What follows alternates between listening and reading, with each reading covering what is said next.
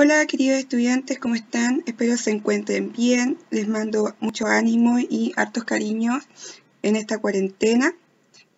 Bueno, hoy día vamos a continuar con nuestra clase de arte contemporáneo, ¿cierto? Con el tema del vanguardismo. El objetivo es analizar 3 movimientos vanguardistas que surgen a principios del siglo XX.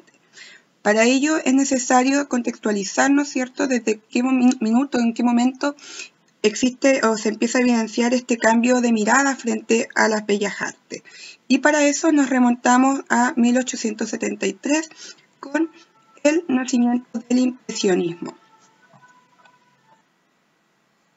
El impresionismo surge con el artista Claude Monet, incluso es conocido como el precursor de este movimiento artístico, y se debe justamente al nombre dado por este crítico británico y historiador también del arte, Louis Leroy, quien al ver la obra dentro de las exposiciones de las grandes galerías, se burla ante esta nueva forma de representar el paisaje, ¿cierto?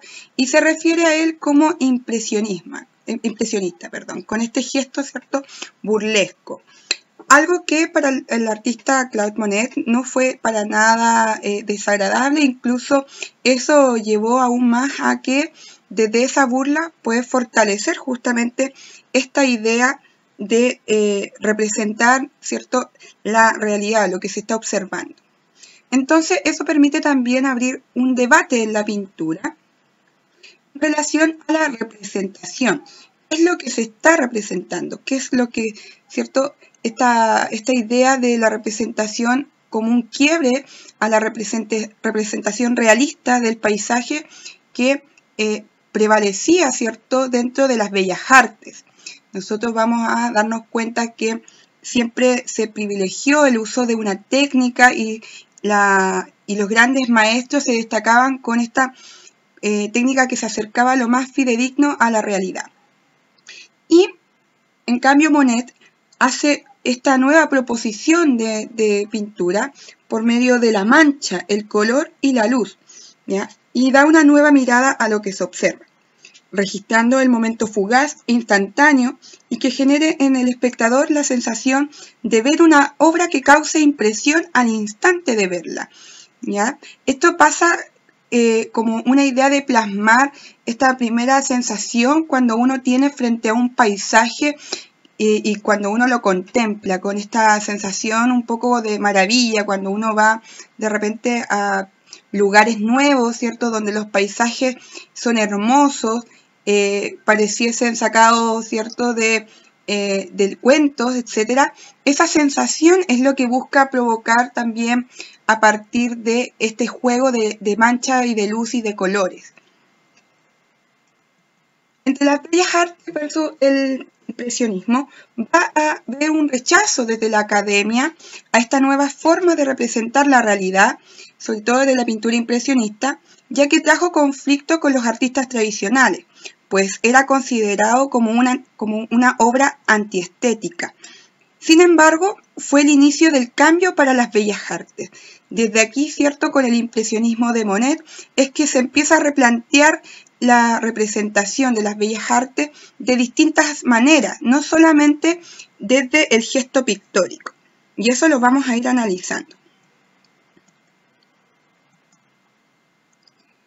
Es así que ya entrando al siglo XX, en 1904, y también como en 1905, surge el movimiento expresionismo o también el fauvismo, ¿ya?, que son dos movimientos que surgen de maneras paralelas en diferentes países. El expresionismo comienza desde Alemania y el fauvismo en Francia. Estos son un estilo, ¿cierto?, pictórico que no tiene una característica propia en común. No hay algo que destaque y diga así se hace una pintura expresionista, como es en el impresionismo, que vemos el uso de la mancha, la luz, ¿cierto?, y el color, sino que acá va a prevalecer como una nueva forma de entender el arte, una actitud frente a la pintura, donde los expresionistas defienden un arte más personal e intuitivo, donde predominase la visión interior del artista en relación a la expresión, ¿ya? Lo que realmente se siente frente a lo que se está representando, más allá de querer impresionar, ¿cierto?, con esta realidad, un poco de repente que puede caer en la fantasía. Acá es todo lo contrario. Esto va a ser conocido también como el arte de las emociones. Dentro de estas emociones, las que más se van a destacar son las emociones tristes, ¿ya? Entre los principios de estas corrientes artísticas se van a señalar la reconstrucción de la realidad, la relación de la expresión literaria también con las artes plásticas y la música y la expresión de la angustia del mundo y de la vida a través de novelas y dramas donde se hablen sobre las limitaciones sociales, ya que estas son impuestas a la libertad del hombre. Entonces, dentro de esta forma de expresar, también se van a intentar representar las fobias del ser humano. Por lo tanto, acá no va a haber una importancia a la buena técnica como era en la academia, ¿cierto?, en las bellas artes, sino que más que nada a estas emociones profundas. Entonces se abandona el resultado estético bello por tratar de tener justamente estas pinturas o estas obras que al momento de verlas te llegue a provocar estas sensaciones un poco angustiosas, que es la intención como de los artistas. Acá, por ejemplo, tenemos a Edvard Munch con sus dos obras, El Grito, por ejemplo, que es una de las más conocidas, pero también dentro de esta misma serie del Grito está esta otra obra que se llama Ansiedad. Si se dan cuenta, son básicamente el mismo paisaje, pero los colores que son utilizados, la forma en cómo usa el gesto pictórico, la mancha y la línea, es lo que nos empieza a nosotros a envolver. Fíjense las expresiones del rostro. Acá no vemos un detalle, ¿cierto?, de estructura, sino que busca a partir del color tratar de darnos esta sensación macabra de las personas. Bueno, dentro del expresionismo nos vamos a encontrar con Gauguin. Él viaja a la isla de Haití y desde ahí también busca representar esta realidad a partir del uso del color.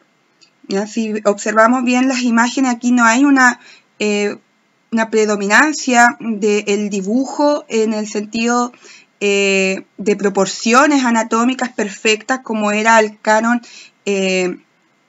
griego, por ejemplo, o renacentista, sino más bien es el gesto de cómo se siente, qué es lo que se busca expresar.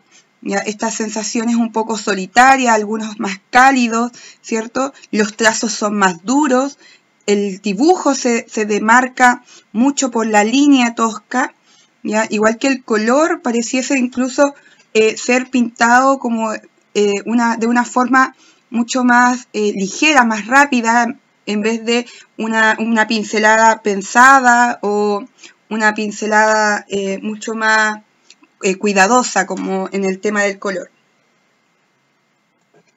Y por el otro lado, por el fauvismo, vamos a tener a Henri Matisse, que él trabaja también con la expresión del color, y si nos fijamos, por ejemplo, en los títulos, nos damos cuenta de qué es lo que buscaba representar, e incluso la ironía que podemos ver justamente por el hecho de cómo aplica estos trazos, tanto la pincelada como el color.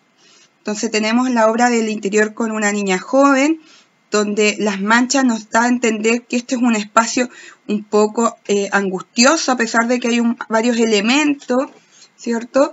La alegría de vivir con unos colores cálidos, ahí vemos cuerpos que están como en una fiesta, pero al mismo tiempo nos remite un poco a colores que son un poco estrondosos para nosotros. El uso del color rojo va a ser uno de los colores como más predominantes dentro de la pintura fauvista o expresionista.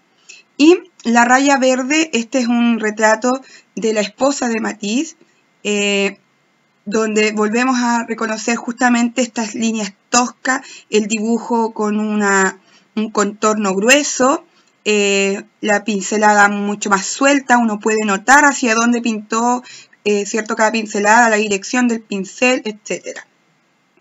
Y muy diferente, ¿cierto? A lo que originalmente se pintaba en las bellas artes.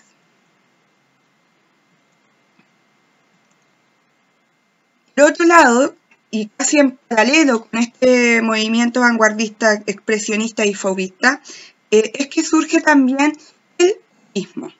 ¿Ya? Sus principales rasgos son la asociación de los elementos imposibles de concretar, el desdoblamiento del autor o la disposición gráfica de las palabras, sustitución de lo sentimental por el humor y la alegría, y el retrato de la realidad a través de figuras geométricas. Acá lo que más va a prevalecer dentro del cubismo justamente va a ser esta forma de abstraer la forma, la figura desde la geometría, ¿ya? Y esta superposición, ¿cierto? O este desdoblamiento que se hace referencia es justamente cómo estos elementos que se van a componer no tienden a estar en posiciones que son casi irreales, como por ejemplo este que se llama Guitarra y tazón de compota sobre la mesa de Juan Gris. Dentro de la técnica, lo más importante es abstraer la realidad.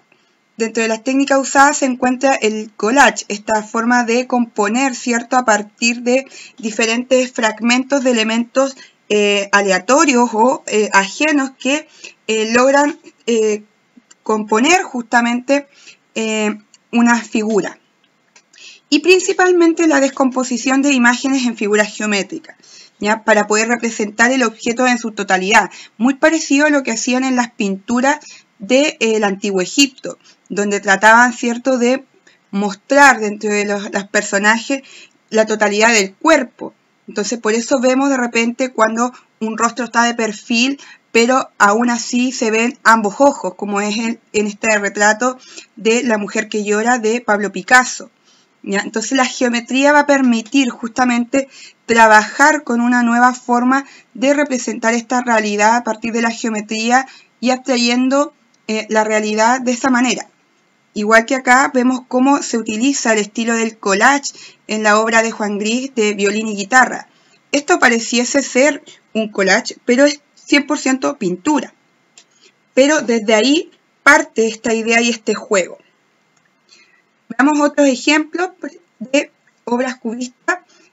La casa del estanque de George Braque, por ejemplo, donde el color y la geometría también va a ser importantes. Volvemos un poco a esta forma de representar un poco la sociedad de cómo se encontraba en ese entonces.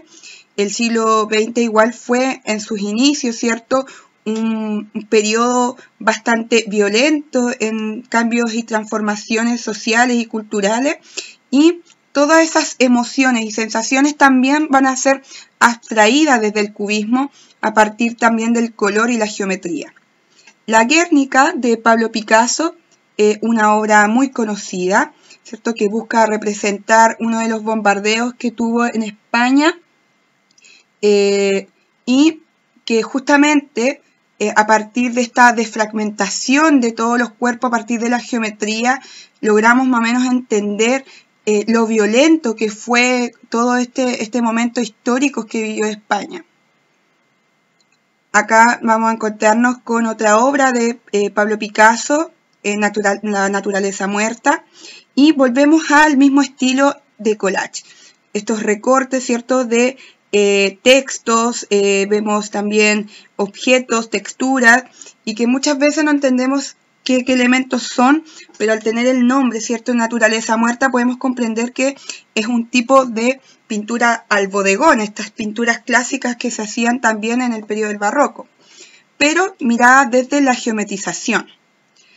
Y por otro lado, otra obra de naturaleza muerta con guitarra, esta vez de Juan Gris, que volvemos al mismo concepto de utilizar la composición pictórica como si fuese un collage, como si fuesen diferentes recortes, ya sea de color, texturas o figuras.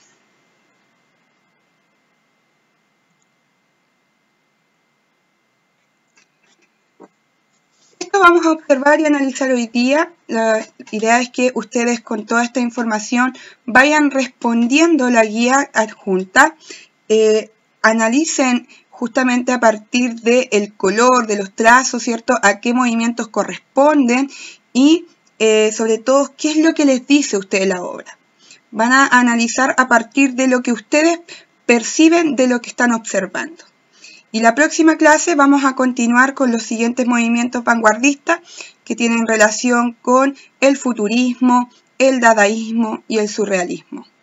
Así que hasta la próxima clase, estudiantes. Espero que se encuentren muy bien. Cuídense mucho. Chau, chau.